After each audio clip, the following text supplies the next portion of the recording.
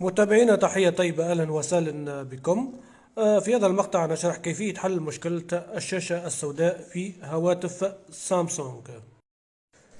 يعاني بعض مستخدمي الهواتف الذكية بصفة عامة من بقاء الهاتف في وضع الشاشة السوداء، أي أنه يسمع الأصوات لكن الشاشة لا تستجيب ولا تظهر أي صور على شاشة الهاتف.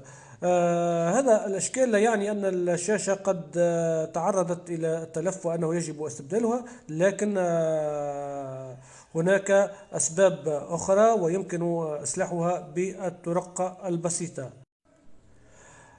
السبب الذي يجعل من الهاتف يبقى على الشاشة السوداء هي في الحقيقة كثيرة، نذكر منها تراكم التطبيقات، أي إضافة التطبيقات وإزالة التطبيقات، بالإضافة إلى الفيروسات، أيضا عدم تحديث الهاتف، وخاصة الهواتف ذات مواصفات ضعيفة تعاني من هذا المشكل. في البداية، قبل أن نقوم بشرح هذه الطريقة، يجب إزالة البطاقة السيم من الهاتف. والمقصود بإزالة الشريحة هو تخفيف الضغط على الهاتف.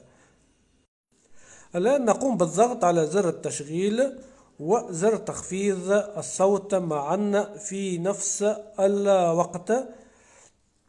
نضغط على زر التشغيل وزر تخفيض الصوت معا إلى أن يظهر لنا شعار سامسونج. بعد ذلك نرفع الأصابع عن الأزرار.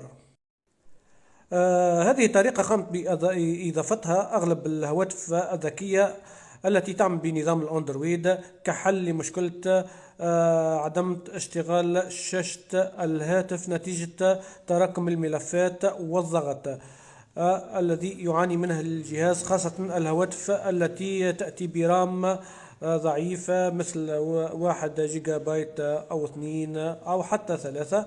المهم، بعد ذلك، بعد أن يقوم الهاتف بإعادة تشغيل نفسه، أول شيء يجب القيام به هو حذف الملفات الكبيرة، التطبيقات الكبيرة، وإذا لزم الأمر يجب أن تقوم بإعادة فرمتة الهاتف أو تحديث الهاتف إذا إذا يطلب منك ذلك.